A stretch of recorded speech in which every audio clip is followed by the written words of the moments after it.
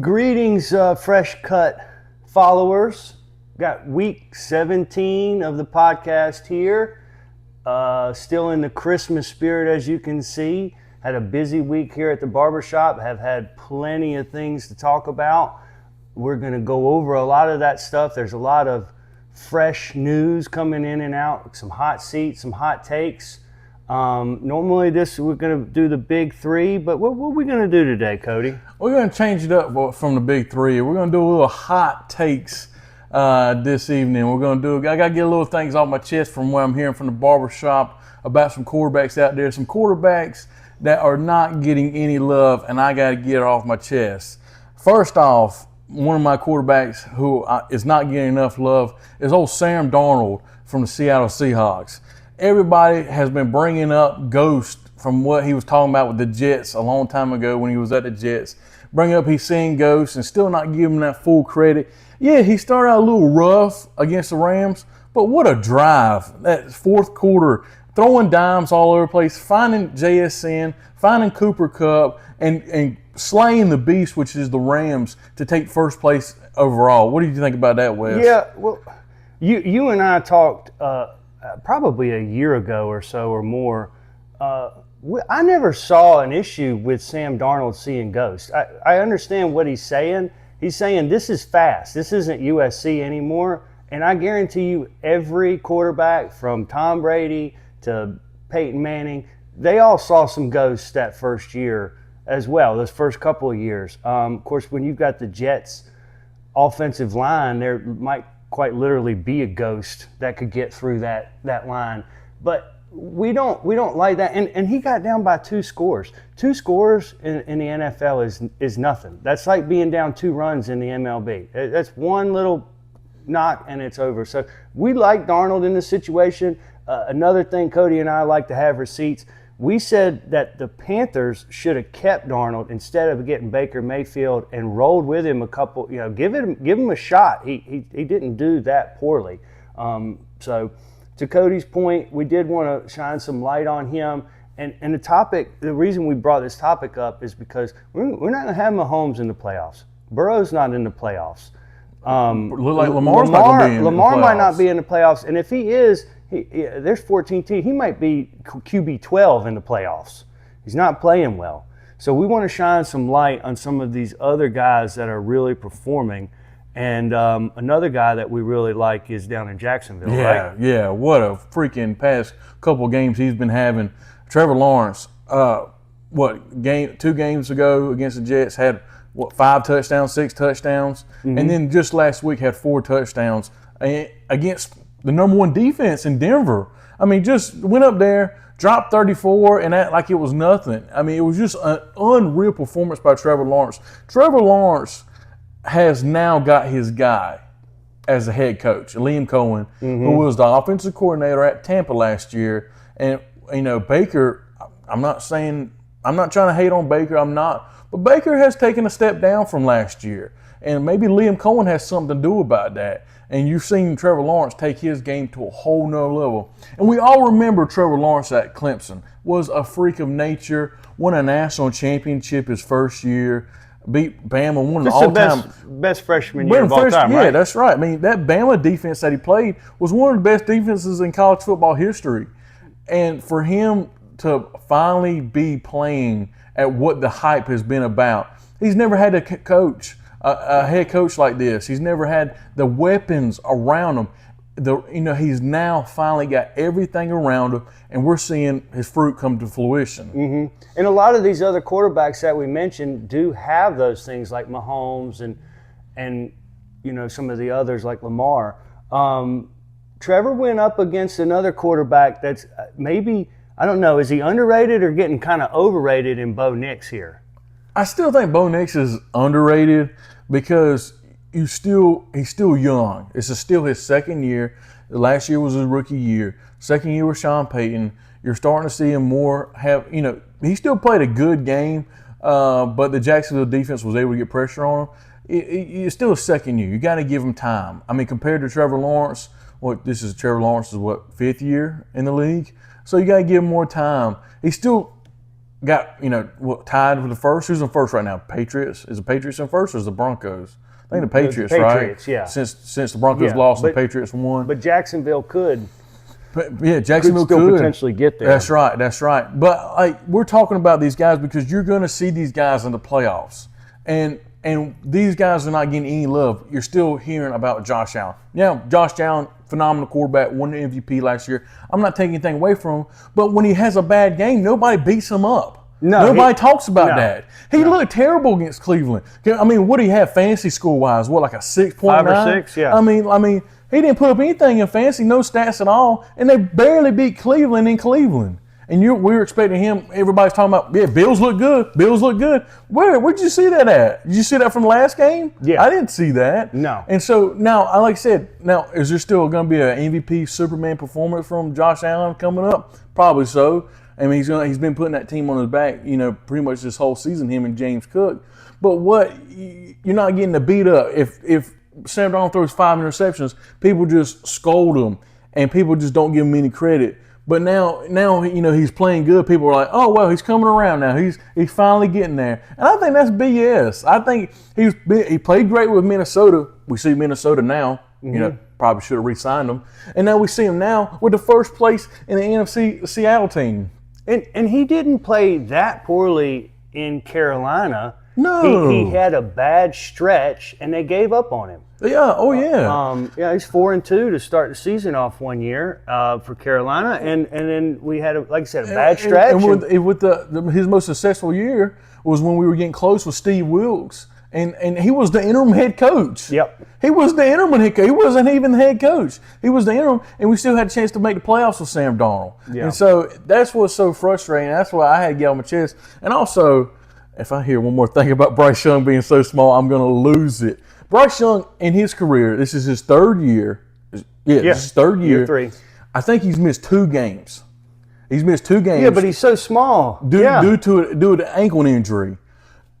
Lamar Jackson just got hurt, and he's been out most of this whole season. Patrick Mahomes is hurt. He's had bad ankle injuries. I mean, Jordan Love, he just got knocked out of the game. He hurt his ankle the first game last year, didn't he? Yeah. I mean, we're seeing Kyler Murray, who has been people don't even talk about Kyler Murray. Same height. Ain't played at all this year because of injury. I mean, and people, every time I hear about Bryce Young, I don't hear about, he threw 3 touchdowns, or he looked better than Baker Mayfield last week. You know what I mean? He's one of the top NFC South quarterbacks, and he's got his team first place in the NFC South now. No, I don't hear about that at all. No. I hear he's so tiny. He's not going to be the guy. And trust me, I've been criticized on him. I've been hard on him, and he's had some bad games. But when he's played some good games, I'm giving his flowers to him too. Yeah, that's the difference that Cody and I are trying to say. We're not in any way saying that Trevor Lawrence or Bryce Young is better than Josh Allen. We just would like to see some of the bias come off of them when they don't perform well. Baker Mayfield was an MVP candidate. Cody and I talked about this today, and we had a little bit, it was thoughtful. If Bryce Young was on the Tampa Bay Buccaneers last week and Baker was on the Carolina Panthers, the Buccaneers would have won. By 10 or 14. Think about that. More weapons on their side, and he didn't make as many mistakes. So we want to see all of this stop with the quarterbacks, and then we anoint some of these quarterbacks too soon. I know that Dart and McCarthy, I don't see all the love that they're getting and stuff like that. Again, we're not giving up on them at all, but we don't understand why some go here and then some go there. Yeah, so that's my thing, and also, like, you don't want to really beat anybody down at all. You know what I mean? It's just that we're saying you need to show more love and appreciation. These guys are playing good games, and I've been hearing about, I still hear about guys on CBS and ESPN that got the Bucks still winning the conference. If they think that's clear and day that the Bucks are just going to win out, the team's lost like 4 or 5 straight now. Yeah. I mean, they're literally just look deflated. They're not playing really good right now. Like I said, they got Miami this week, so it's going to be interesting to see what they're doing. But like I said, I just don't understand how you got guys, that are just so much better than, right now. Also, another name that has won a Super Bowl. I'm going off the script right here, but somebody's won a Super Bowl last year. Homeboy is 14th in passing right now, Jalen Hurts. The names that are ahead of him, of course, are Matthew Stafford, Dak Prescott, Jared Goff, Drake May, Sam Darnold, Bo Nix, Patrick Mahomes, who's hurt right now, Justin Herbert, Trevor Lawrence, Josh Allen, Caleb Williams, Jordan Love, Baker Mayfield are all ahead of the Super Bowl MVP and Jalen Hurts. And still, you hear people be like, "Oh man, I take Jalen Hurts over so and so. I'll take Jalen Hurts over this guy. I take Jalen Hurts."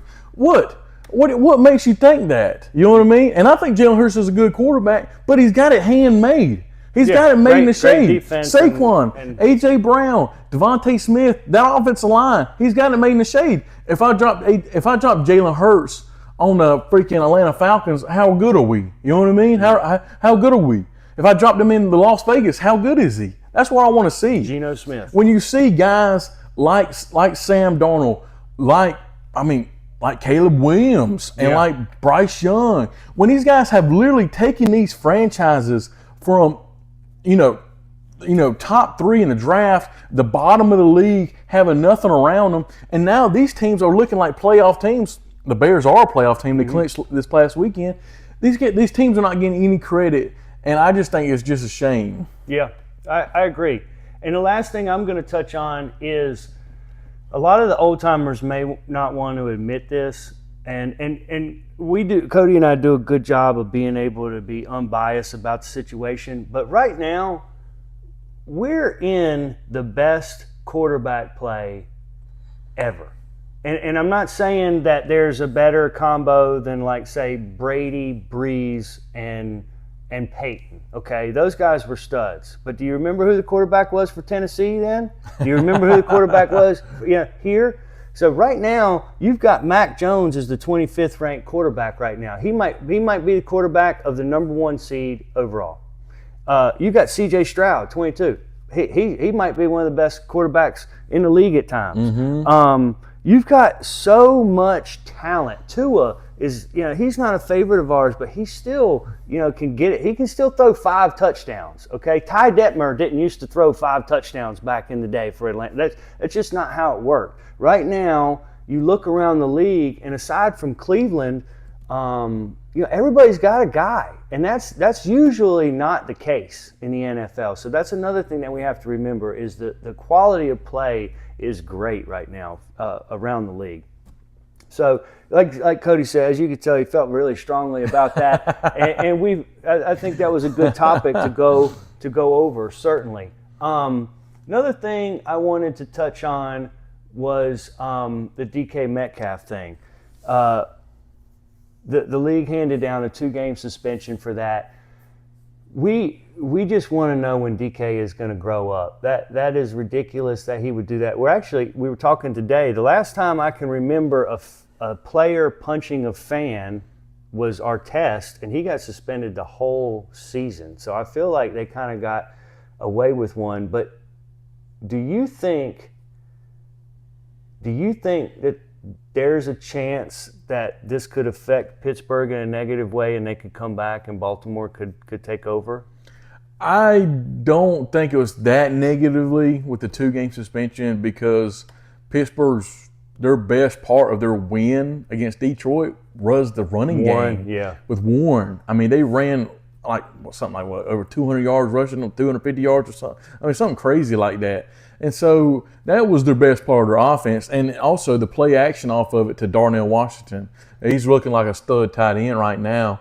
But DK needs to realize that whenever you are the star on the team, he was a star at Seattle, he's a star wide receiver at Pittsburgh, you're going to hear it. Everybody's going to have hate.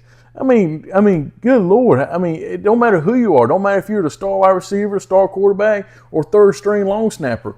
Everybody's going to get some type of hate. Jerry Rice isn't in the stand. There's nobody better than you is in the stands talking junk. Ever. And that's true in life, not to get too deep on it. But nobody that's doing better than you is ever going to down you. So that's one thing that you have to remember. It is what it is. The last little bit of controversy I just wanted to touch on, Cody, because this is something we actually didn't chat about too much, but our clients were just thirsty about the Lions controversy in that game. I don't know what everybody's questioning is with the last play. If the offense commits a penalty, it doesn't matter what happens. So that doesn't make any sense. But the touchdown to Amon-Ra that got called back with Tesla. Yes. With the call. Yes. In my opinion, and I always like to defer to Cody because he sees the game really well as he's going. In my opinion, when the defender engages the offensive player, at that point, the pick play's out of the question. Mm-hmm. And that's what seemed to happen in that case. Did you see it that same way? I saw it the exact same way. And also, if you look at the play, Amon-Ra he's in the inside, Tesla's on the outside, and like I said, you're just switching like this. Well, Tesla never really put his hands up for a block. No. He literally is still in like a running formation. And then the DB, like I said, kind of initiates. He comes to him first, initiates the contact. And then also, that DB, he's not even trying to get around it. He's just kind of almost hugging him, almost bringing him in. Almost like a LeBron flop or something. Almost kind of like he's flopping, trying to get the flag, which he did.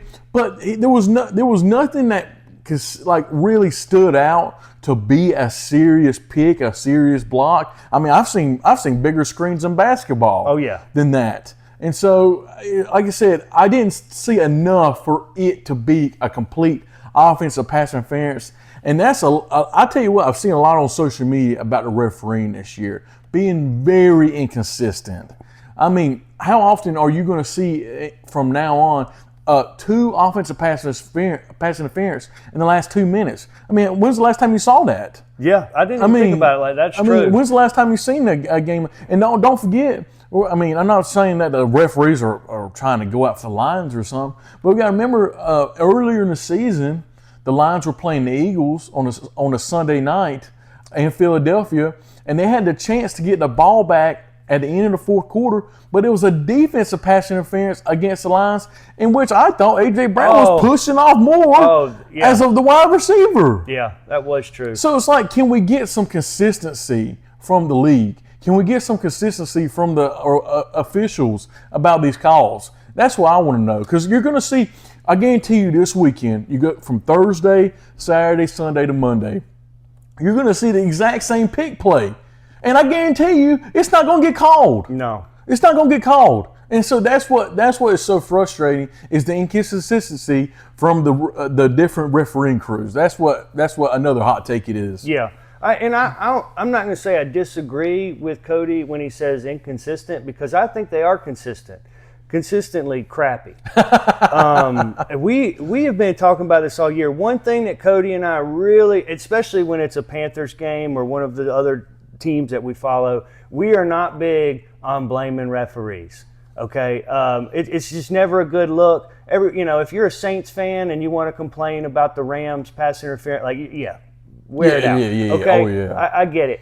But we try to steer away from that, and you don't know how many Mondays and Tuesdays we've come in here, and I'm like, I'm going to ask Cody and Corey. Corey's the other barber here. I'm going to get their opinion on it, because this seems crazy, and every time they say the same exact thing. So I'd really like to see that change. It's very simple. We have to start paying these refs, and they have to be full-time referees. Mm-hmm. I mean, they do other jobs. It's ridiculous. It's a $10 billion industry.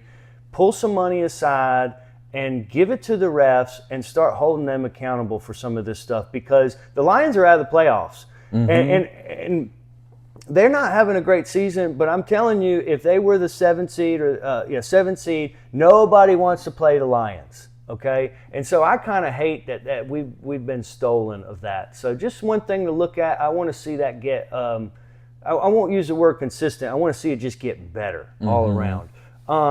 There's a couple of quick things. Cody, is there anything else you want to go over before we do the picks? I think I'm good on my side. All right, so we're going to take a quick break, and we'll be right back, and we'll go over the picks.